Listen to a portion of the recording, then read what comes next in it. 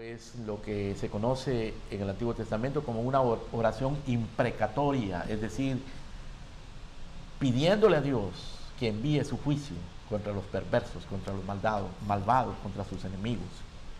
Es un salmo bastante denso, es un salmo bastante difícil de leer. Este no es el salmo favorito de nadie, les aseguro. El Salmo 9 no es el salmo favorito de nadie. No es como el Salmo 3 o el Salmo 91 o el Salmo 1.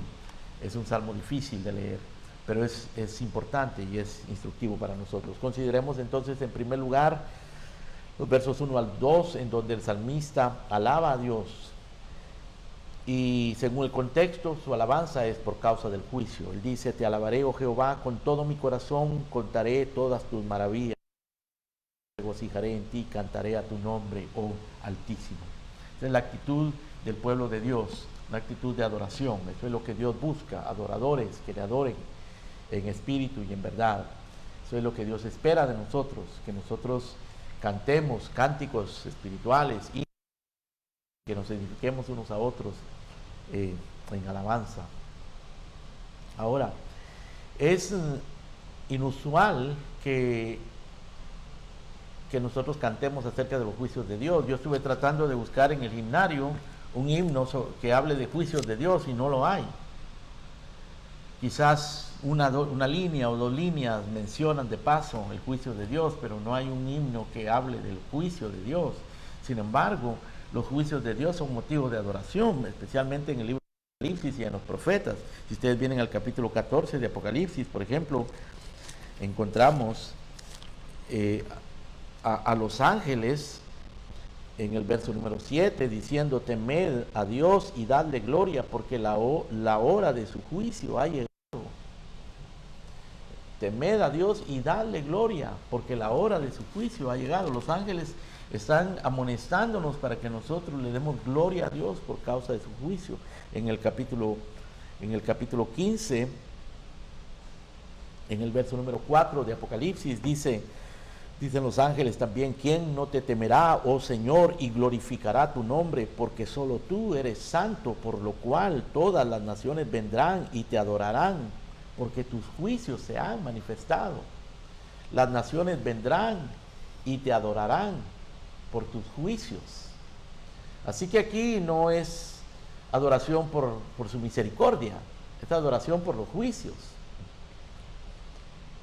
Eso es un vacío en nuestra adoración, un vacío en nuestras consideraciones. Nosotros pensamos mucho en la misericordia y en la gracia de Dios, pero no pensamos en los juicios. Adoramos a Dios por su misericordia, pero somos llamados a adorarle también por sus juicios.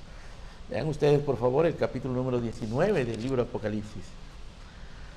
Dice después de, verso 1, después de esto oí una gran voz de gran multitud en el cielo que decía: aleluya, salvación, honra y gloria y poder son del Señor Dios nuestro, porque sus juicios son verdaderos y justos, pues ha juzgado a la gran ramera que ha corrompido a la tierra con su fornicación, y ha vengado la sangre de su siervo de la mano de ella. Y otra vez dijeron: aleluya, y el humo de ella sube por los siglos de los siglos.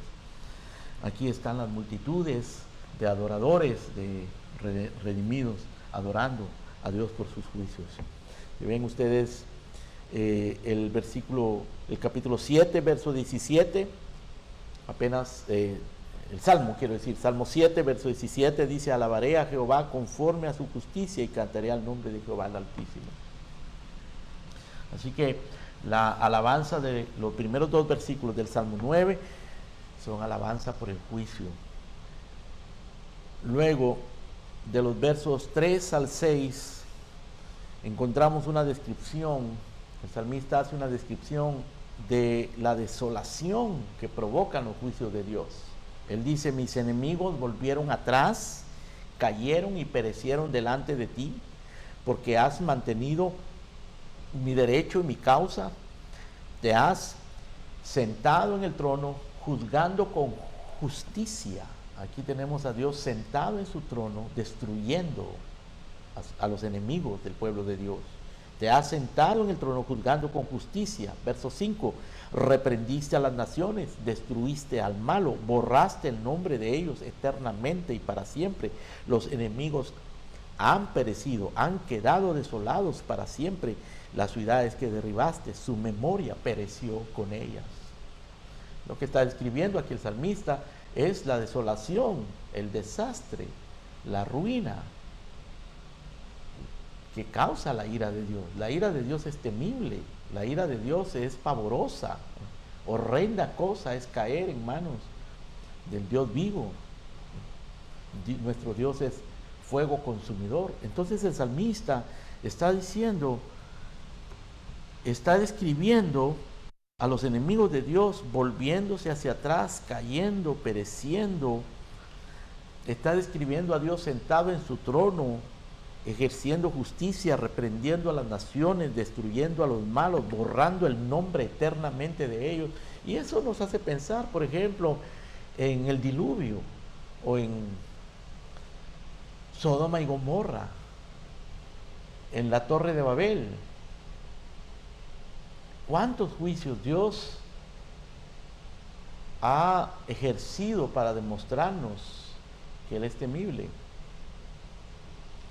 ¿Cuántas veces Dios ha demostrado su ira implacable contra sus enemigos, contra Coré y su séquito, aquellos que se rebelaron en contra de Moisés, que los tragó la tierra vivos, contra los hijos de Aarón que quisieron ofrecer sacrificio extraño y fueron quemados delante del Señor, contra Ananías y Zafira que murieron en el templo?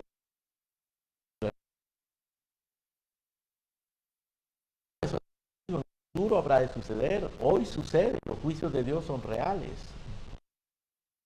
El capítulo 18 de Apocalipsis describe la destrucción de Babilonia, la madre de las rameras y de las abominaciones de la tierra. Y los ángeles adoran a Dios por esa desolación. El juicio de Dios es real, el juicio de Dios es destructivo, es temible, horrendo, pavoroso. Y eso es lo que nos está describiendo estos versículos del verso 3 al 6, la desolación por el juicio. Ahora, de los versos 7 al 12, encontramos el otro aspecto, porque por un lado está la desolación, la ruina, la destrucción contra los impíos, contra los malos, pero por el otro lado está la protección divina de Dios en medio del juicio para con los pobres, para con los humildes. Y no está hablando de pobres financieramente, está hablando de pobres en espíritu, quebrantados para los arrepentidos, para los redimidos, para su pueblo, para los que buscan su refugio o refugio en Él. Dice el verso número 7, pero Jehová permanecerá para siempre. Este mismo que destruye, este mismo que borra el nombre para siempre de sus enemigos, dice que Él permanecerá para siempre y ha dispuesto su trono para juicio y juzgará al mundo con justicia y a los pueblos con rectitud. Y Jehová, dice el verso 9, será refugio del pobre, refugio para el tiempo de la angustia. En ti confiarán los que conocen tu nombre. Así que cuando dice pobre, no está hablando necesariamente de los pobres económicamente, aunque con mucha frecuencia los pobres económicamente son los que más se humillan, porque son los que sienten su necesidad, la viven y no tienen más esperanza que volverse a Dios, porque cuando nosotros nos sentimos tan cómodos, tenemos todo a nuestro alrededor, tenemos nuestra gente alrededor, tenemos recursos alrededor, tenemos salud, tenemos vida, etcétera, nos acomodamos y la soberbia brota de nuestro corazón. Pero el verso 9 nos dice que Dios es refugio del pobre. Cristo dijo, bienaventurados los pobres, porque de ellos es el reino de los cielos. Refugio del pobre, verso 9, refugio para el tiempo de angustia. En ti, dice el verso 10, confiarán los que conocen tu nombre, porque tú, oh Jehová, no desamparaste a los que te buscaron. Cantad a Jehová que habita en Sión, publicad entre los pueblos sus obras, porque el que demanda la sangre se acordó de ellos. ¿De quiénes ellos? De los pobres, de los que buscan su nombre. ¿Y de qué sangre está hablando? Porque dice que Dios demanda la sangre. Pues demanda la sangre de aquellos que han sufrido por causa del Señor, comenzando desde Abel hasta nuestro Señor Jesucristo. El que demanda la sangre se acordó de ellos, no se olvidó del clamor de los afligidos. Por supuesto, nosotros sabemos que la única manera legítima, eficaz de buscar a Dios y buscar ese refugio es en la persona del Señor Jesucristo. No hay otra manera. Él es el único refugio. De manera que el Salmo comienza alabando a Dios por el juicio, luego describe la desolación, el desastre, la destrucción que provoca el juicio, pero luego nos habla del consuelo, del refugio que se puede encontrar en medio del juicio. Cristo es nuestro refugio. Cristo es propiciación por nuestros pecados. Él se puso en medio para que el juicio no llegara a nosotros y cayera sobre Él, y así Él pudiera derramar sobre nosotros la bendición en lugar de la maldición. Hay consuelo, hay refugio para el que busca al Señor. Jehová, dice el verso 9, refugio del pobre, refugio para el tiempo de angustia. En ti confiarán los que confían en tu nombre, por cuanto, oh Jehová, no desamparaste a los que te buscaron. Ahora,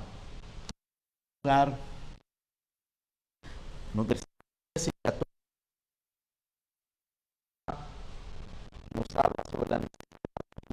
El juicio es necesario. El juicio es necesario. ¿Cómo lo expresa el salmista? Verso 13. Ten misericordia de mí, Jehová. Mira mi aflicción que padezco a causa de los que me aborrecen. Tú que me levantaste de las puertas de la muerte para que cuente yo todas tus alabanzas en las puertas de la hija de Sión y me goce de tu salvación. El juicio es necesario para que Dios sea glorificado. El juicio es necesario para que Dios corrija todas esas injusticias que sufre el pueblo de Dios. Cuando la Biblia describe a Babilonia, y Babilonia es la soberbia del mundo. Muchos intérpretes bíblicos dicen que Babilonia representa a la Iglesia Católica Romana, y la incluye, ciertamente la incluye, pero no se refiere a la Iglesia Católica Romana simplemente, se refiere a la soberbia del mundo, a la soberbia de todas las filosofías, las religiones falsas, las actitudes soberbias de los hombres. Babilonia es eso, todas las religiones y las filosofías falsas y las instituciones soberbias que se levantan en contra de Dios, junto con la bestia. Dice que Babilonia está montada encima de la bestia, junto con el falso profeta y junto con las naciones. Todas se rebelan contra el Cordero, pelearán contra el Cordero. Todos esos pelearán contra el Cordero. Y es necesario que Dios haga justicia. Es necesario, porque esta mujer es descrita como la gran ciudad. La gran ciudad representa, pues, la grandeza humana, ¿no? Las ciudades son edificadas por los hombres. La gran ciudad, la madre de las rameras y las abominaciones de la tierra. Eso representa todo lo que es falso, todo lo que es engañoso, todo lo que es adúltero, todo lo que es abominable delante de Dios. La madre de todas las abominaciones, de la ramera y las abominaciones de la tierra. Y dice que esta mujer está embriagada, borracha de la sangre de los santos. Por eso es necesario el juicio. Es necesario el juicio contra Sodoma y Gomorra. Es necesario el juicio contra el mundo en el que vivimos. En los Estados Unidos, hermano, en el mundo en el que vivimos, los juicios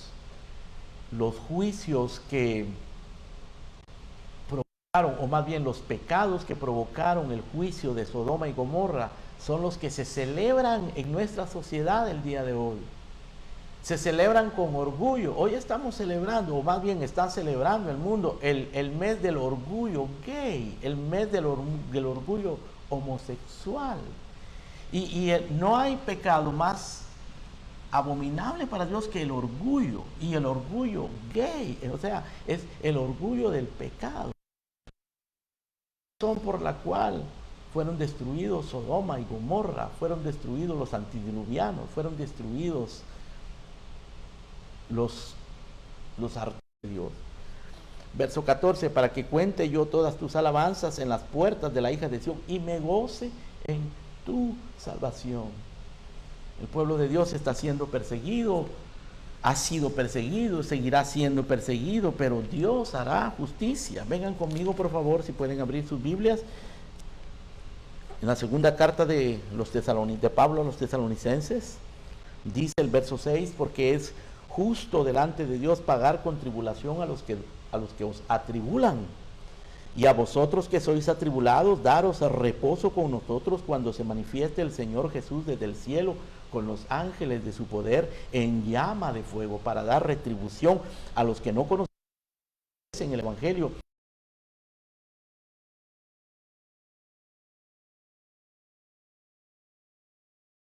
del Señor y de la gloria de su poder. Verso 10, estoy en 2 Tesalonicenses 1, 10, dice, cuando venga en aquel día para ser glorificado en sus santos y ser admirado en todos los que creyeron, por cuanto nuestro testimonio ha sido creído entre vosotros. Cuando el Señor Jesucristo venga, Él será glorificado, Él será admirado, no solamente por la gloria de su venida y de su presencia, pero también por su juicio terrible y horrendo en contra de sus adversarios, de sus enemigos, de los pecadores, de los soberbios, de los que no han sabido arrepentirse de sus pecados. Es necesario el juicio. Ahora, regresando al Salmo 9, verso número 15 al 17, dice, se hundieron las naciones en el hoyo que hicieron.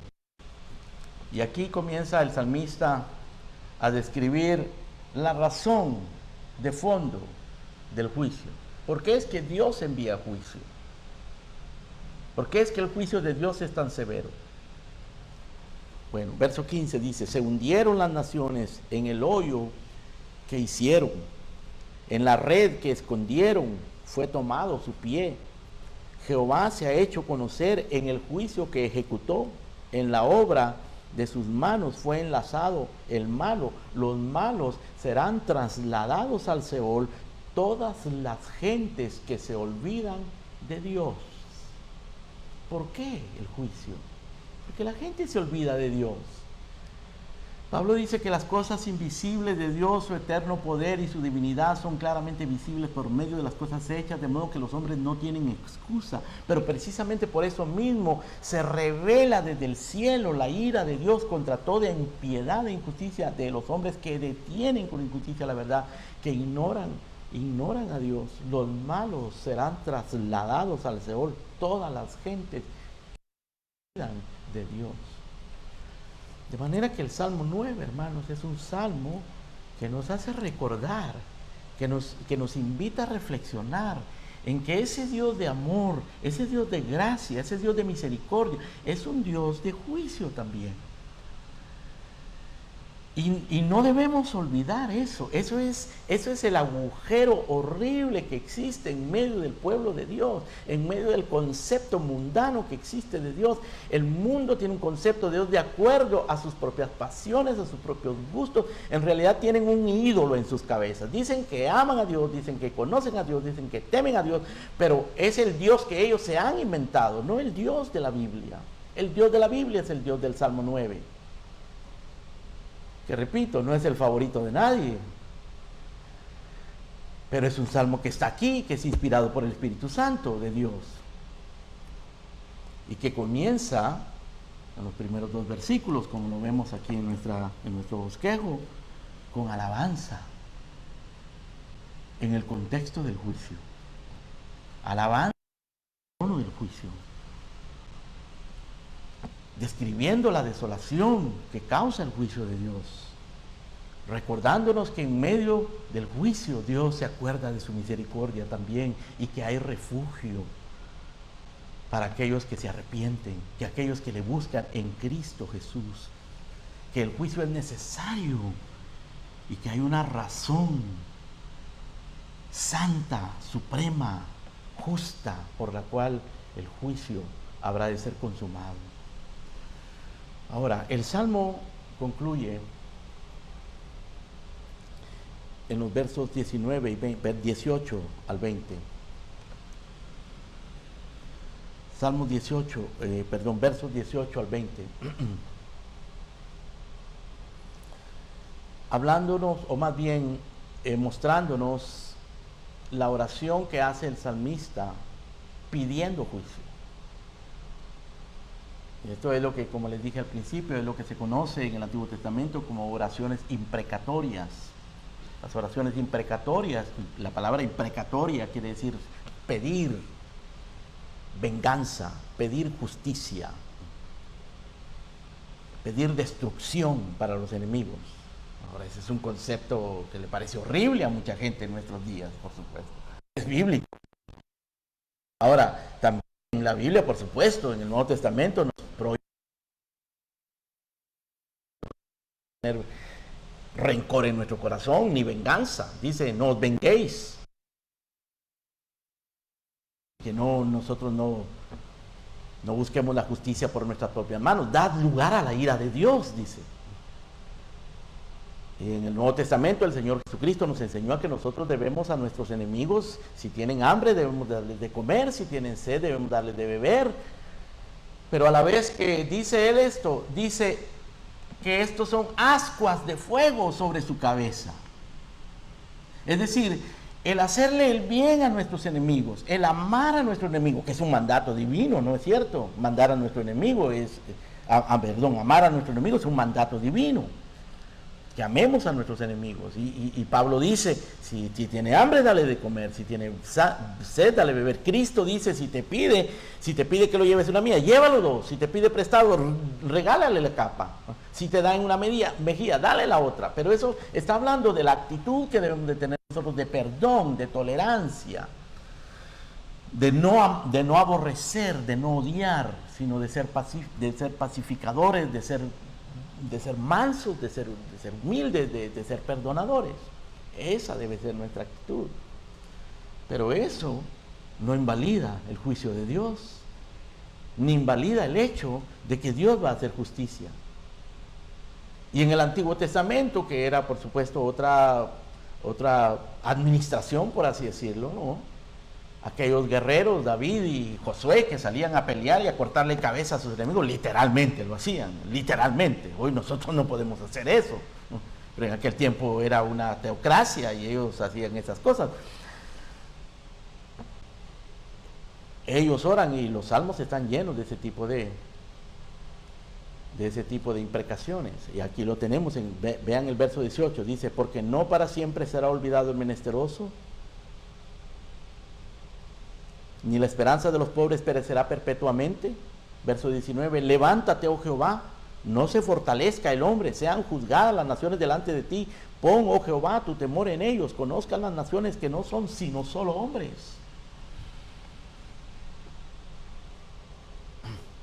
El apóstol Pablo en una ocasión, hermano, hablando de uno de los que lo traicionaron, unos cuantos que traicionaron a Pablo, uno de ellos se llamaba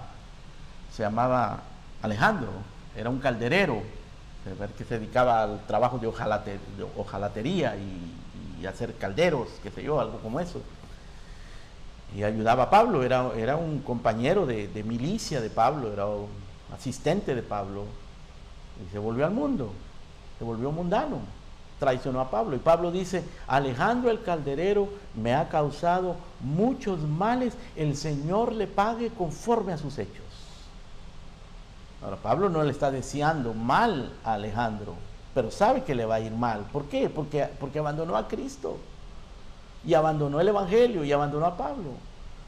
Y no solamente eso, le estaba causando males a la iglesia, a Pablo en este caso. Y él dice, Alejandro el calderero me ha causado muchos males, el Señor le pague conforme a sus hechos. O cuando Pablo habla de los que estaban desviando la iglesia de Gálatas, de los Gálatas, él dice, ojalá se mutilasen esos que os perturban, dice Pablo. ¿De quién estaba hablando? De los falsos maestros. ¿Y qué es lo que está diciendo? Ojalá se mutilasen. Ellos solían presionar a los cristianos para que se circuncidaran. Pablo dice, ojalá se mutilasen. Aunque dice, ojalá se cortasen más de la cuenta. Pero claro, hermanos, Pablo no hace eso con rencor y con odio. Él lo hace de una manera judicial, inspirado por el Espíritu Santo, sabiendo que el juicio viene.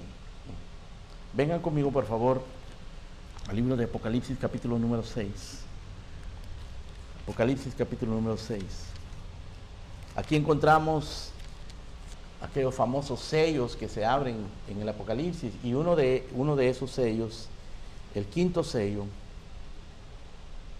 en el verso número 9, capítulo 6 de Apocalipsis, verso número 9, dice, cuando abrió el quinto sello, vi bajo el altar las almas de los que habían sido muertos por causa de la palabra de Dios y por el testimonio que tenían, y clamaban a gran voz diciendo, ¿hasta cuándo, Señor santo y verdadero, no juzgas y vengas nuestra sangre en los que moran en la tierra? ¿Hasta cuándo, Señor, no vas a juzgar la sangre que se ha derramado? Comenzando desde la sangre que Caín derramó al matar a su hermano Abel. Se ha derramado mucha sangre en contra del pueblo de Dios. Babilonia, la gran ciudad, la ramera, la madre de las abominaciones y de todas las rameras de la tierra, está embriagada con la sangre de los santos. Y un día vendrá el juicio. Dice el apóstol, el escritor del libro de Hebreos, horrenda cosa es caer en manos del Dios vivo. Pero que el Señor Jesucristo vendrá para rescatar a los que han sido redimidos y para juzgar. Está establecido a los hombres que mueran una sola vez y después de esto el juicio. Pero Él vendrá sin relación con el pecado para rescatar a los que se han arrepentido. Bendito sea Dios, porque tenemos un Salvador, tenemos un Redentor, un intercesor, tenemos la inocencia de nuestro Señor Jesucristo, y esa inocencia Él nos la ofrece por la fe. Él tomó esa inocencia y con esa inocencia se entregó como un cordero en la cruz para tomar el pecado, el justo por los injustos, para llevarnos a Dios. El que no conoció pecado por nosotros se hizo pecado para que nosotros seamos hechos justicia de Dios en Él. No tenemos que atravesar el juicio, pero tenemos que estar conscientes que viene un juicio. Tenemos que temer el juicio, sabiendo que refugiados en Cristo Jesús tenemos seguridad. Él es nuestra esperanza y nuestra protección, nuestro eterno hogar en toda circunstancia. Oremos, hermano. Padre nuestro que estás en los cielos, te damos gracias por esta bendición maravillosa de estar en tu presencia, de tener este tiempo, Señor, para meditar en tus atributos, en este caso, Señor, de tu justicia, tu trono de juicio, que también es un trono de gracia, y el camino está abierto, un camino nuevo y vivo para que entremos por ese trono, por la sangre de nuestro Señor Jesucristo, por su cuerpo, porque se rompió el velo, Señor. Gracias, Padre, porque tenemos un sumo sacerdote que puede compadecerse de nuestras debilidades, porque fue tentado en todo, pero sin pecado. Gracias, Padre amado, por este Redentor, por tu Santo Espíritu, por tu palabra que nos recuerda y nos enseña quién eres tú, cómo eres tú, Señor, cuál es tu voluntad. Padre, ten misericordia de nosotros en nuestra bajeza, en nuestra miseria, en nuestros pecados, y permítenos vivir refugiados permanentemente, Señor, bajo esa cruz maravillosa, bajo la sombra redentora de la cruz, bajo la sangre redentora de nuestro Salvador. Te bendecimos en el nombre precioso de Cristo, nuestro Señor. Amén y amén. Gracias, Señor.